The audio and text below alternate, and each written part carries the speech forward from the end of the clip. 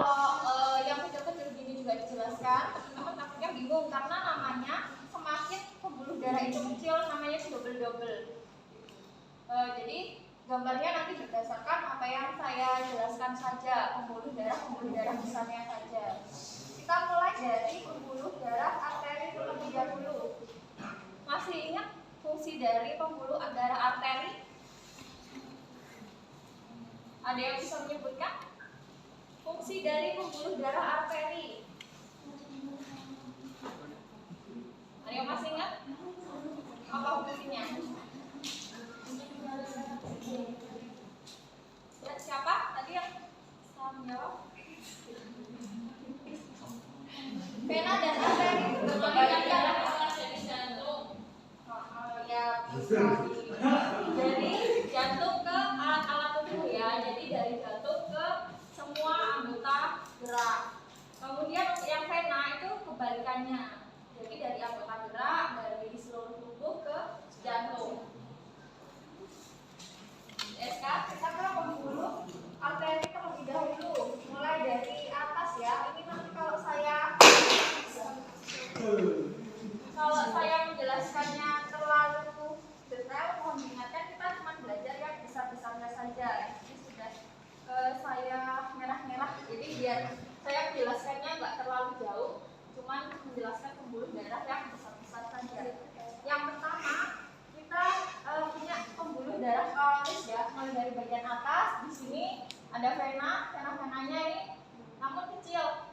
Kita turun ke bawah, ada pembuluh darah arteri, namanya arteri karotis. Nah, arteri karotis ini yang merah ini yang besar. Ini sebenarnya ada dua cabangnya, namanya interna sama eksterna. Tapi nanti teman-teman cukup gambarkan yang besarnya ini saja. Namanya pembuluh darah arteri karotis. Arteri karotis ini bisa teman-teman pegang, bisa teman-teman rasakan di bagian leher, itu akan terasa jentikannya. Nah, jangan sampai di bagian sini arteri karotis ini mengalami perdarahan karena pembuluh darahnya itu besar. Apabila nanti mengalami perdarahan, maka darahnya akan cepat habis. Apalagi itu dekat dengan jantung. Jadi diusahakan misalkan ada pasien datang ke IGD, pasiennya itu lukanya cuma memar. Kita harus cek lagi apakah di arteri karotisnya ini dia masih berdenyut, masih peredaran darahnya normal atau tidak. Kalau tidak terdeteksi itu bisa mengakibatkan kematian karena di sini pembuluh darahnya itu besar. Ini di sini arteri karotis ya namanya. Kemarin pada saat pemeriksaan lengkap sudah dijelaskan ya, sudah saya jelaskan. Masih ingat nggak? Yang pemeriksaan head to toe ada pembuluh darah karotis. Oke, turun lagi di bagian sini ketiak ini ya, yang di sini. Di bagian ketiak yang bercabang. Ini di sini kalau bahasa medisnya ketiak ada yang tahu? Ya, jadi namanya aksilaris. Ya, pembuluh darah ini namanya tergantung dari organ yang ada di sebelahnya. Misalkan di aksila, berarti namanya aksilaris. Turun lagi yang berada di bagian dalam jantung. Ya, di dalam jantung sini. Ini namanya masih ingat nggak kalau jantung? Pakai K, kalau enggak C. Iya. Jadi namanya koronaris yang ada di jantung sini. Terus turun lagi di bagian sini, ada diafragma. Bagian ini besarnya ini namanya apa? Bagian dada. Dada bahasa medisnya apa? Nama latinnya? Bahasa medis dari dada masih ingat?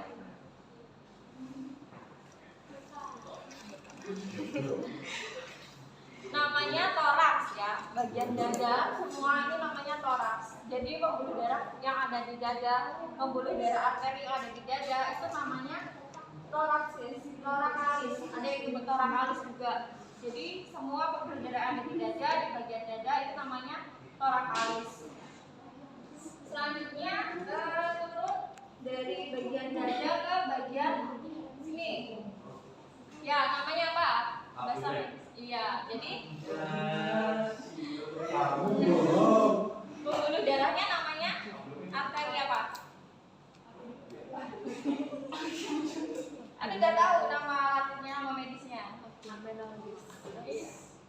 abdominalis.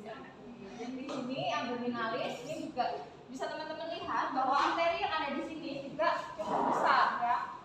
Kalau ada perdarahan di bagian perut, misalkan contoh pasien datang ke IGD terus kena korban kecelakaan, kena stang motor ya, terus mengenai bagian perut sini, itu harus diwaspadai karena ada dua pembuluh darah besar, arteri dan vena besar yang ada di sini. Nggak boleh sampai itu perdarahan mengucur terus sampai pembuluh aliran darahnya itu habis, karena kalau di sini ada gangguan, nanti yang ke bawah pun juga akan mengalami gangguan dan juga bisa mengakibatkan kematian karena pembuluh darahnya besar. Kalau darahnya keluar terus nanti bisa kehabisan darah. Terus turun lagi di bagian sini, bagian ginjal. Namanya apa? Ya, terus bahasa medisnya? Renalis. Iya, ya jadi tinggal ditambah aja renal, renalis. Terus di bagian hati namanya apa? Nih kiri dan kanan. Nanti gambarnya gini aja nggak apa-apa. Hati bahasa medisnya? Apa? Yogyakarta nanti yang ke bawahnya. Yang di hati bahasa medisnya apa? Pakai H. Hepat. Ya, jadi namanya hepatitis. Nah, hepatitis juga bisa. Jadi disebut kalau tadi yang sini pakai is di ginjal renalis, di sini hepatika di bagian hati kiri dan kanan. Terus turun lagi di bagian tangan. Bagian tangan sini. Ya, terus namanya apa? Kalau yang dekat radial namanya apa? Radialis. Bukan radial arteri ya, arteri radialis namanya. Kalau yang dekat ulna? Masih ingat nggak yang mana yang ulna, yang mana yang radial? Radial yang ini tuh ya, yang sini yang menjauh ke tubuh itu radial, terus yang mendekatnya ke sini itu ulna. Nah, yang kecil-kecil ini namanya seperti yang kita pelajari di bagian pas kemarin psikolog. Kalau di bagian bawah itu talis ya, ini talis.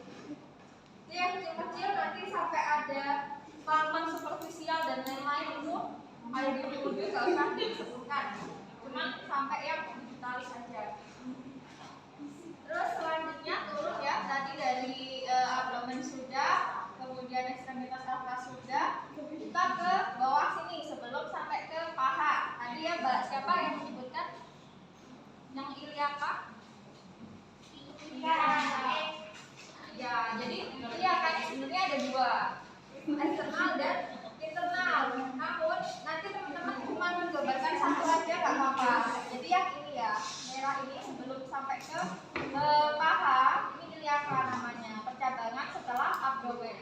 Ini iliaka kiri dan kanan. Turun lagi di bagian paha.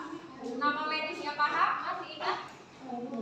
Ya, jadi nama pembuluh darahnya? Iya. Gampang ya? Pembulis. Femuralis. Ya, femuralis. Kalau yang dari femur namanya femuralis. Ini juga apabila ada perdarahan bisa mengakibatkan sesuatu yang fatal karena pembuluh darahnya juga besar. Misal ada pasien datang dengan fraktur ya, patah tulang di bagian paha. Kita harus lihat pembuluh darahnya itu masih utuh nggak, masih nyambung nggak. Kalau misalkan ada perdarahan, kita harus menghentikan perdarahannya terlebih dahulu, baru menangani tulangnya. Ya, frakturnya baru dibenahi. Nggak boleh kita benahi tulangnya dulu sebelum pembuluh darahnya itu benar-benar bisa dikondisikan.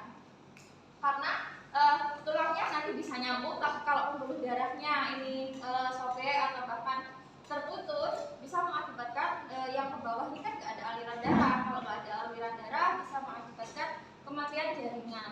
Juga bisa mengakibatkan kalau kembali ke jantung itu nggak mencukupi suplai darahnya, bisa mengakibatkan kematian karena pembuluh darahnya juga besar. Selanjutnya turun di bagian sini betis, namanya apa? Bahasa medisnya betis. Masih ingat? Tulang yang ada di betis. Di sini. Apa namanya? Masih ingat? Enggak. Oh, masih ingat? Ada yang masih ingat enggak? Iya, iya, betul. Tulangnya kan tibia. Namanya tibialis. Ini tuh arterinya. Mudah ya diingat. Yang penting apal nama bagiannya, misalkan vena, urinalis gitu. Teman-teman bisa menyebutkan nama pembuluh darahnya. Yang penting muskulonya itu hafal dulu. Sampai sini ada yang mau ditanyakan terkait pembuluh darah arteri? Kalau yang penelitiannya itu yang sebelah mana? Di mana Kak? Yang mana? Arteri atau vena? Arteri. Oh, kapilari ini di bagian dekat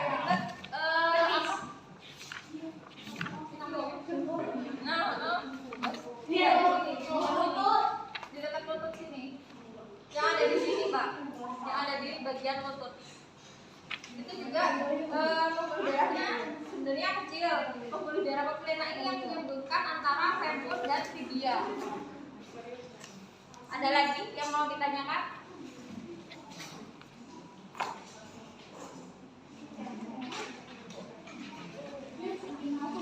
Arteri ada yang mau ditanyakan?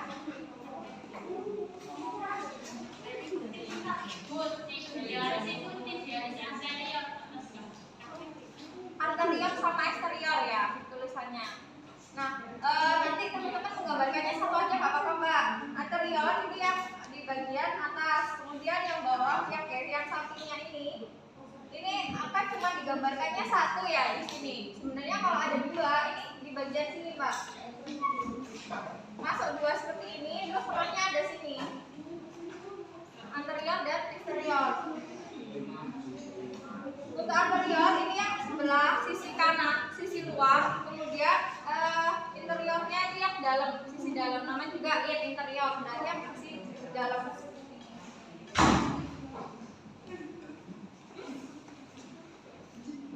Ada lagi?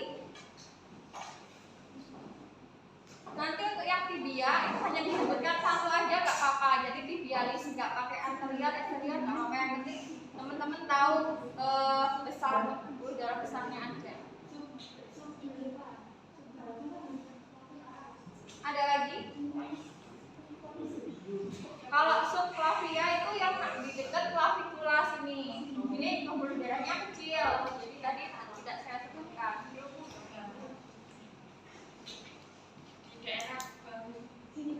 Ya, dekat tulang yang ini kiri kanan. Sini. Subclavia kiri kanan. Ada lagi?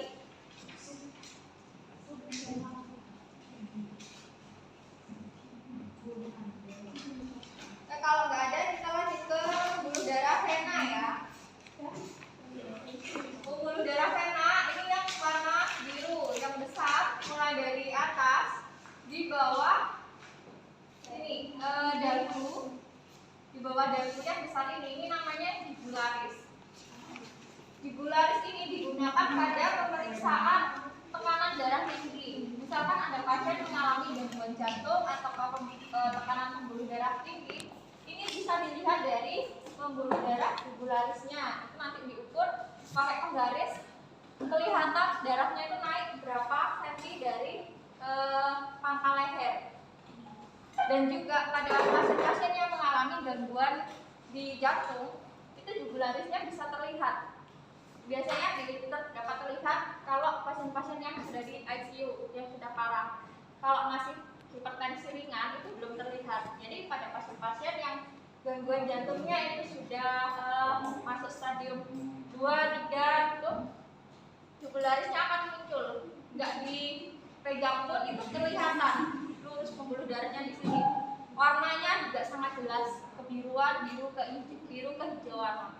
Itu pada pasien-pasien yang mengalami gangguan jantung, hipertensi dan lain sebagainya. Ini yang nanti di mata kuliah selanjutnya di biologi gajah teman-teman akan pelajari bagaimana mengukur tekanan di jugularisnya. Makanya harus tahu ya, nanti kalau dijelaskan jugularis yang diukur, jangan bingung jugularis itu di mana. Ini di bawah dagu. Turun lagi setelah di bagian jugularis yang ada di atas jantung, ini yang besar. Masih ingat namanya? Yang mengedarkan darah ke bagian atas dari jantung, namanya apa? Vena apa? Vena apa? Ada dua, atas dan juga bawah. Vena apa?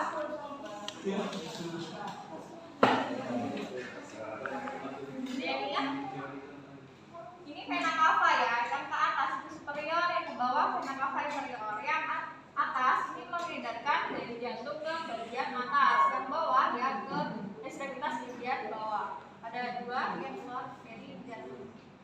Itu namanya vena cava superior dan inferior. Terus selanjutnya setelah vena cava yang besar lagi, ini juga di bagian aksila ya, ini lumayan besar juga. Ini namanya sama aksilaris, cuma bedanya vena dan arteri aja. Jadi yang biru ini vena aksilaris. Selanjutnya yang pembuluh darah besar lagi ada di bagian jantung, itu juga sama. Bagian jantung juga ada pembuluh darahnya. Kemudian di bagian hepat, namanya sama hepatika juga. Oh ya, ini untuk mengambil darah. Kalau mengambil darah di bagian dekat siku sini untuk yang pemeriksaan sampel darah, teman-teman ngambil darahnya di pembuluh darah vena. Itu namanya vena medialis cubitti. Kalau teman-teman diminta mengambil darah yang ada di pergelangan tangan, pernah lihat nggak orang diambil darah di pergelangan tangan? Nah, itu kan untuk memeriksa gas yang ada di dalam darah kita. Namanya pemeriksaannya AGD, analisis gas darah. Itu ngambilnya di bagian pergelangan tangan. Nah, kalau teman-teman mengambil pembuluh darah vena medialis cubitti tadi, atau disebut juga mediana cubitti, ngambilnya posisinya itu agak miring.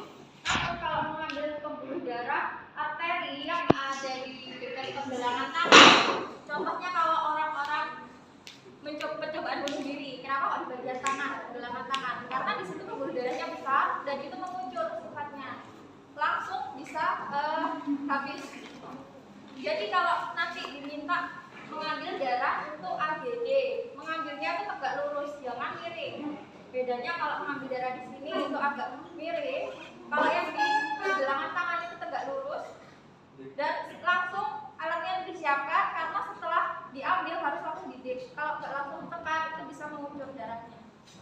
Kalau di sini tidak terlalu besar, jadi ditekannya harus lebih lama yang ada di pergelangan tangan. Karena itu maksud kita nanti mengambil pemeriksaan untuk AGD itu baik untuk pasien, namun bisa membahayakan pasien kalau kita nggak gerak cepat untuk mengedip darahnya. Itu ya, diingat-ingat nanti yang diambil buat sampel darah yang ada di sini namanya mediana cubitti. Oke, turun lagi. Di pembuluh darah vena itu sama, ada ilaita juga. Terus tulang-tulangnya, misalkan di tibia juga sama, ini juga ada ya, tibialis dan lain sebagainya. Jadi nama-namanya itu sama antara vena dan arteri. Sampai sini ada yang mau ditanyakan? Ini yang ke bagian paha juga sama, vena femoralis. Terus di bagian ulna juga vena ulnaris, vena radialis. Untuk pembuluh darah besarnya itu tadi ada yang mau ditanyakan? bagian sebelum jari-jari ya. Ini kecil juga. Namun kalau misalkan ada penyumbatan di sini, contoh pada pasien-pasien yang DM, itu bisa diamputasi apabila aliran darahnya nggak lancar, tersumbat, sehingga bisa mengakibatkan kematian jaringan. Ada yang mau ditanyakan untuk pembuluh darah? Gampang ya, kalau apa nama organnya, nama bagiannya. Insya Jadi Allah. kuncinya hafal nama bagiannya. Nanti nama pembuluh darahnya insya Allah juga bisa. Kalau psikologinya itu hafal. Oke, untuk pembuluh darah tidak ada yang mau ditanyakan?